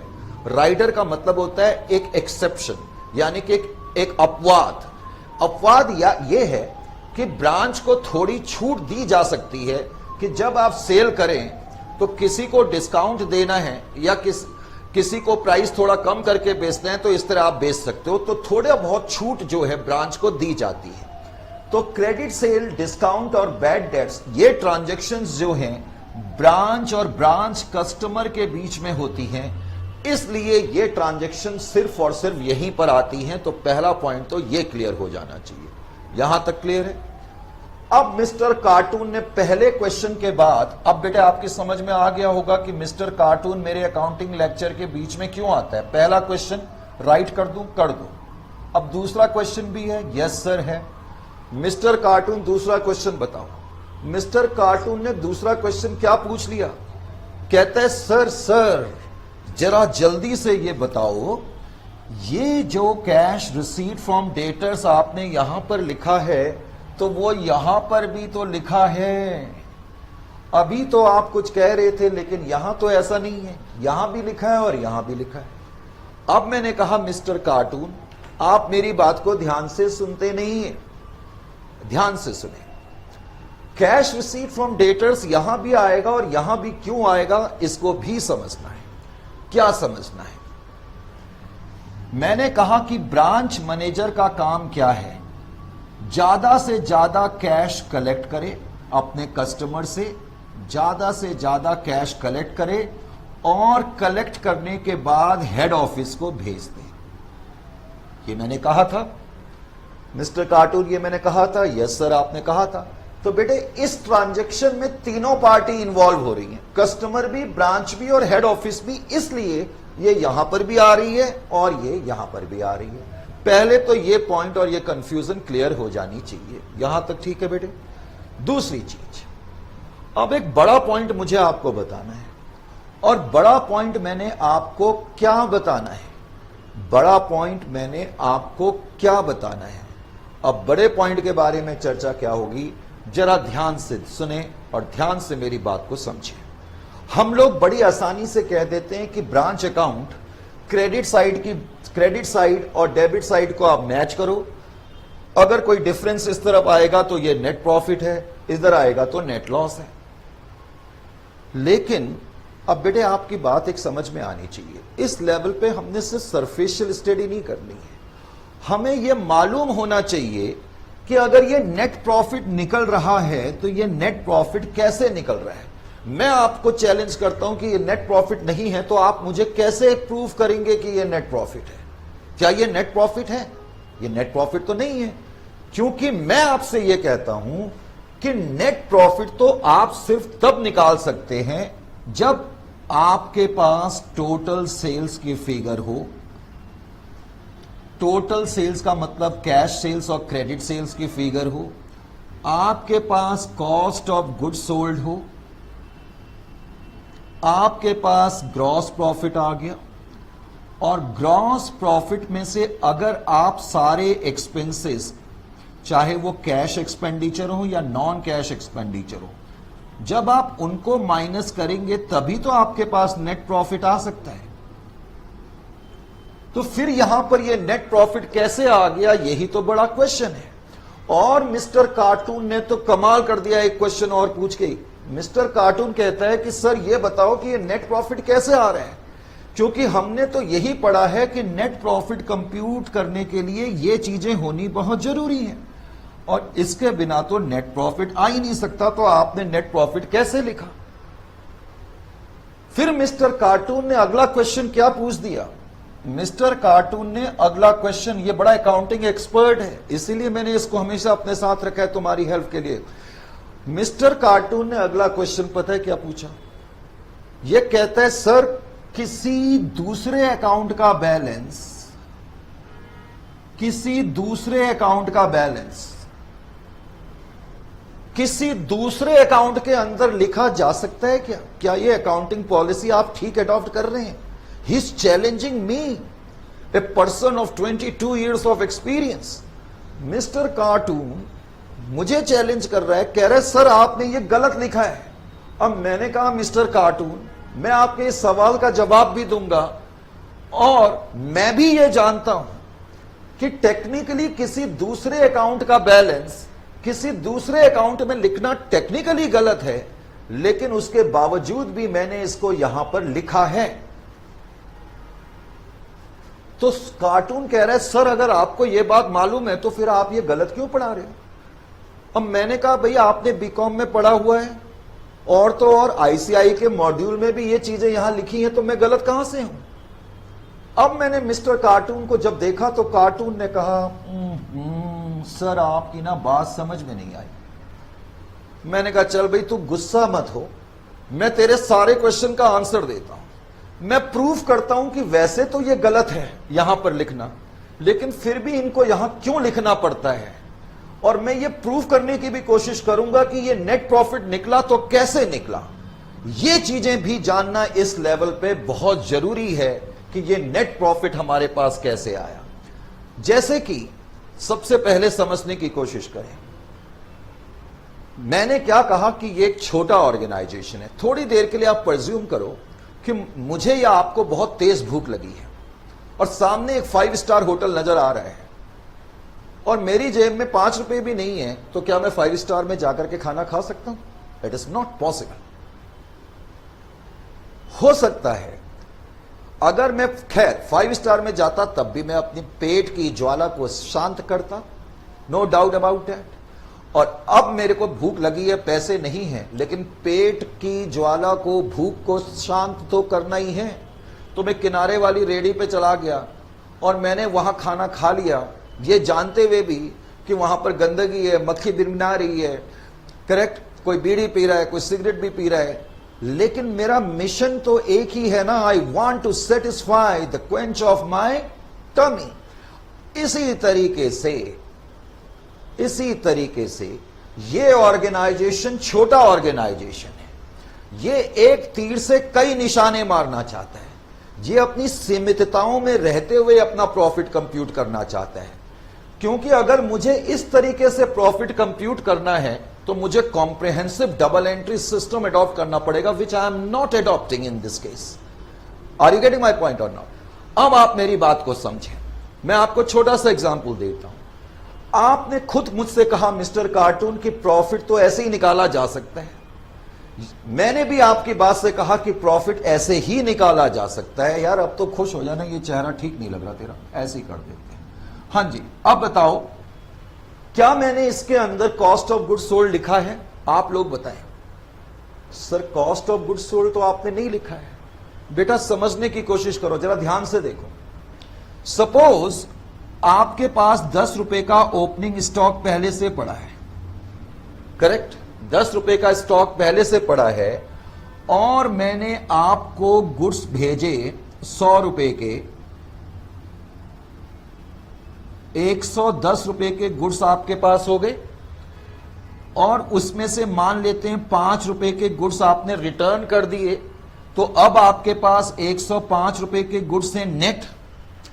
मैं हेड ऑफिस जो आपको गुड्स भेज रहा हूं, एक तरीके से आप उसको परचेज मान लो, तो ओपनिंग स्टॉक प्लस परचेजेस, अब आपके पास 105 रुपए के गुड्स हैं। मान लेते हैं इस साल के एंड में 20 रुपए के गुड्स आपके पास बच गए, तो इसका क्या मतलब हो गया कि आपने 85 रुपीज के गुड्स बेच दिए। कितने में बेचे उसको छोड़ो, लेकिन इतनी कॉस्ट प्राइस के गुड्स आपने बेच दिए। You are getting my point और not? This is your cost of goods sold. अब आपकी बात समझ में आनी चाहिए। किसी तरीके से मैं कॉस्ट ऑफ गुड्स सोल्ड को यहां पर लाना चाहता हूं, और कॉस्ट ऑफ गुड्स सोल्ड को मैं तभी ला सकता हूं जब मैं ओपनिंग स्टॉक भी लिखूं, जब मैं गुड्स सेंट टू ब्रांच भी लिखूं, जब मैं goods sent to branch returns भी लिखूं और क्लोजिंग स्टॉक भी लिखूं। आपकी बात समझ में आई? मिशन एक ही है। चाहे मैं 5 स्टार में जाकर के या रेडी के पास जाकर के अपनी भूख शांत करूं, इसी तरह बड़ा ऑर्गेनाइजेशन है या छोटा ऑर्गेनाइजेशन है, they have got only one motive, they want to compute their net result. अब नेट रिजल्ट कंप्यूट करने के लिए मैं कॉम्प्रिहेंसिव डबल एंट्री सिस्टम नहीं अडॉप्ट कर सकता। तो अपनी सीमितताओं में रहते हुए मैंने ये गलती तो करी, लेकिन इस गलती से मुझे फायदा यह हुआ कि मैं अपना नेट प्रॉफिट कंप्यूट कर पा रहा हूं। आपकी बात समझ में आई? इसलिए इस सिस्टम में हम ओपनिंग और क्लोजिंग स्टॉक को यहां पर लिखते हैं ताकि किसी तरीके से कॉस्ट ऑफ गुड सोल्ड इसके अंदर समा सके। यानी कि हम इस सिस्टम के अंदर कॉस्ट ऑफ गुड सोल्ड लिखते हैं। मैं आपको प्रूव करने की कोशिश कर रहा हूं कि यह नेट प्रॉफिट कैसे आया। अब मुझे यह बताओ, क्या इसके अंदर मैंने टोटल सेल्स, कैश सेल्स तो मैंने लिखी है, क्या मैंने इसके अंदर क्रेडिट सेल्स भी लिखी है या नहीं लिखी है? इस बात का आंसर आप मुझे दो। क्या मैंने इसके अंदर क्रेडिट सेल्स लिखी है या नहीं लिखी है? सर कैश सेल्स तो लिखी है लेकिन क्रेडिट सेल्स नहीं लिखी है। Are you sure? बिल्कुल ठीक। यहां ध्यान दें मेरी बात का।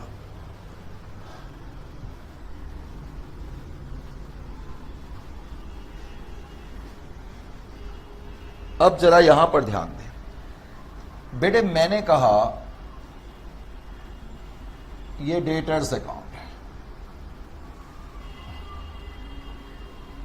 सपोज ओपनिंग डेटर 10 रुपए के है, तो मैं ओपनिंग डेटर एक बार यहां लिखूंगा और मैं डेटर्स अकाउंट में भी लिखूंगा, करेक्ट? फिर मैंने कहा क्लोजिंग डेटर इतने के हैं, 30 रुपए के हैं, और मैंने कहा, ध्यान से सुने, मैंने कहा मैंने इस साल गुड्स क्रेडिट में बेचे 100 रुपए के। इसका मतलब 10 रुपए के डेटर्स पहले से ही हैं और मैंने 100 रुपए की क्रेडिट सेल और करी, तो 110 रुपए के टोटल डेटर्स हो गए। 110 रुपए के टोटल डेटर्स में से इस साल के अंत में केवल 30 रुपए के डेटर बचे हैं, तो इसका मतलब कैश रिसीट फ्रॉम डेटर कितना हो गया? 80 रुपीज हो गया। Are you getting my point और नॉट? अब मेरी बात को और ध्यान से सुने। अगर मैं ओपनिंग डेटर, ओहो ये पेन ही नहीं लिख रहा है, अगर मैं ओपनिंग डेटर, क्लोजिंग डेटर और कैश रिसीव्ड फ्रॉम डेटर्स, ध्यान से दिखें, ये ओपनिंग डेटर्स है, करेक्ट? ये ओपनिंग डेटर है, ये कैश रिसीट फ्रॉम डेटर्स है और ये क्लोजिंग डेटर्स है। ये बात समझ में आ गई बेटे आपके?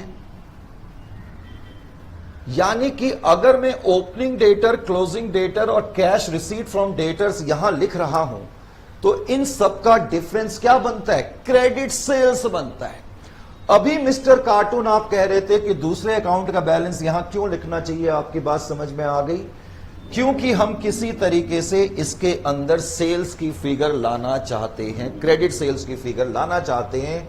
दैट इज द रीजन हम ओपनिंग और क्लोजिंग डेटर्स यहां पर लिखते हैं। इसका मतलब मैंने ब्रांच अकाउंट के अंदर टोटल सेल्स भी लिखी है, कॉस्ट ऑफ गुड सोल्ड भी लिखा है, और एक्सपेंसेस तो हम लिखते ही लिखते हैं। तो इसका मतलब ये जो बैलेंसिंग फिगर आ रही है, ये नेट प्रॉफिट ही आ सकती है। समझ में आया?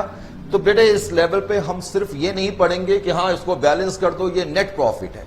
हमारी कोशिश रहेगी कि हम आपको ये समझाने की पूरी कोशिश करेंगे कि अगर ये नेट प्रॉफिट है तो कैसे है। Is it clear to you?